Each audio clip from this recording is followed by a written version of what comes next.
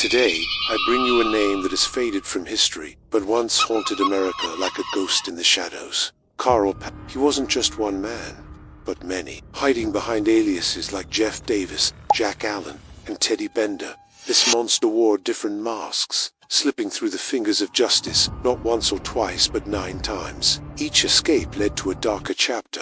Each arrest only fueled his rage. Historians today rank him among the most dangerous and remorseless serial killers the world has ever seen. He didn't kill out of madness or impulse, he killed with purpose, leaving a trail of blood and ash wherever he went.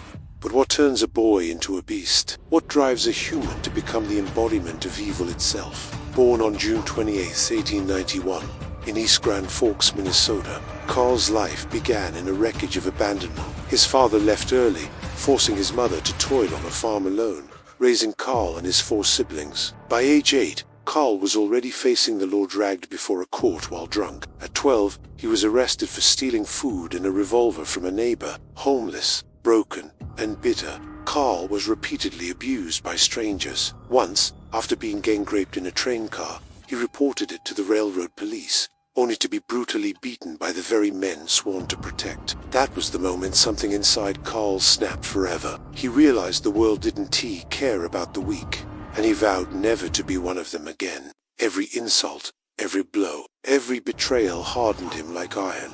He turned to crime not out of greed, but out of war, declaring vengeance on a society that had devoured him. That petty theft would send him to the Minnesota State Training School, a reform school in name only. In truth, it was a pit of abuse, a furnace of cruelty.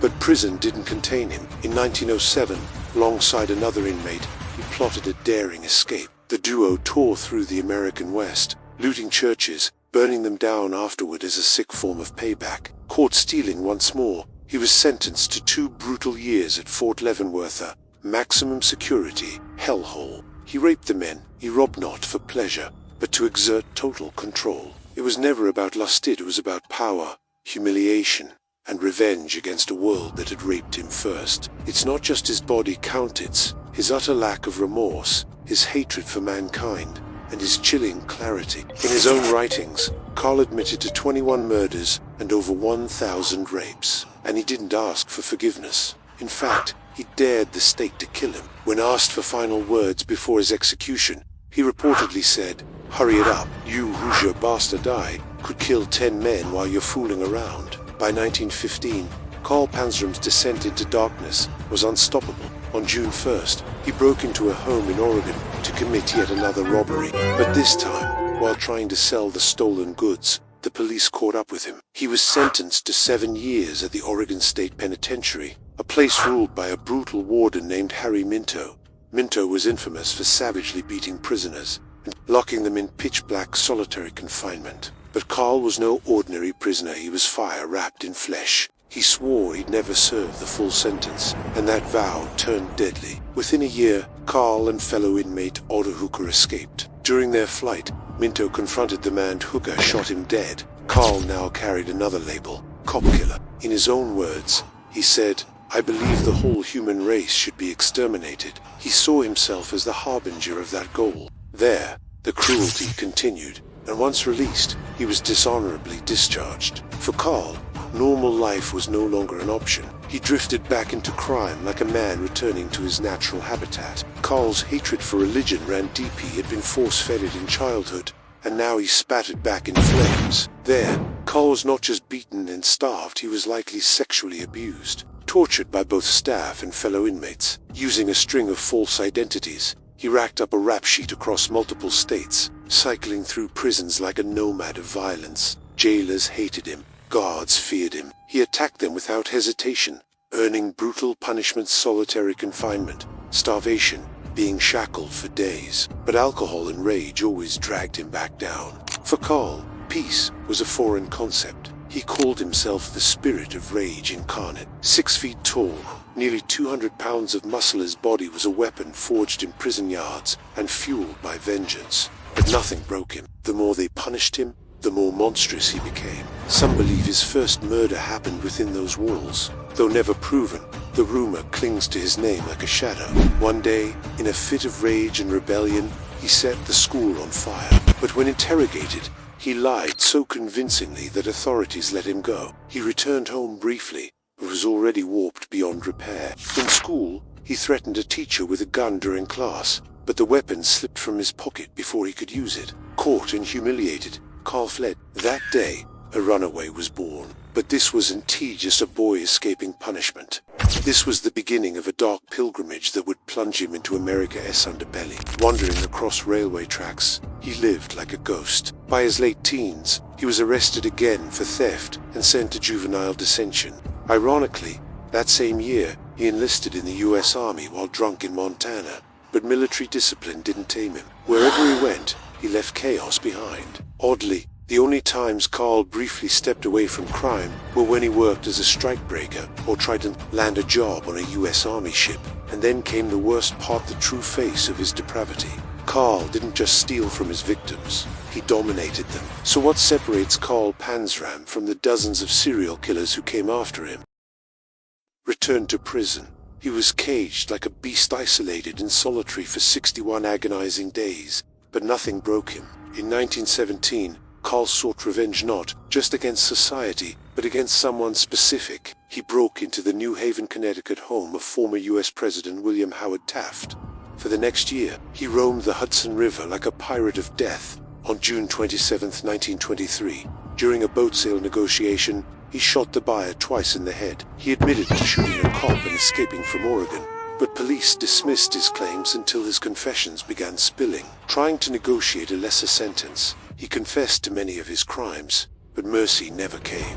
He was sent to the Clinton Correctional Facility in Dannemora, New York, where he suffered relentless torture, beaten by guards. Panzram responded in conducting inmates, attempting arson, and nearly dying during an escape attempt for which he received no medical care. Arrested again, he tricked his lawyer by offering the stolen boat as payment for bail. Once out, he fled to Connecticut, raped a stranger in New Haven, and boasted about killing again. Then, in Baltimore, he killed again. But finally, in Washington, D.C., law caught up with him. While in jail awaiting trial, Carl spoke freely, boasting about his crimes, particularly the brutal murders of children. Carl smiled and mocked the proceedings. He refused all appeals, rejected help from human rights activists, and even wrote a letter to President Herbert Hoover demanding the execution proceed. On September 5, 1930, at 5:55 a.m., Carl Panzram was led to the gallows. Few were present, just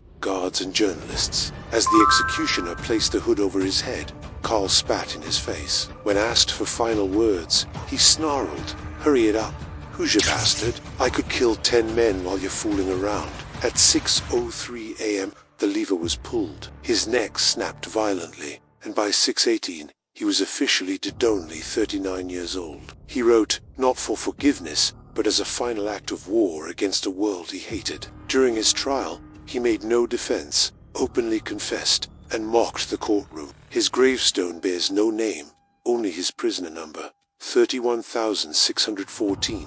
Upon arrival, he warned Warden T.B. White, "The first man who bothers me, I'll kill him." They assigned him to laundry duty, isolated but not alone. The foreman, Robert Wonke, kept close watch, known for strict discipline. On June 20th, 1929, Carl made his final kill. Was this man beyond redemption, or a product of unimaginable cruelty? As Warnke sat in his chair, Carl bashed his skull in with an iron bar, then attacked other witnesses. Like, share, and subscribe for more true crime stories that reveal the darkest corners of the human soul.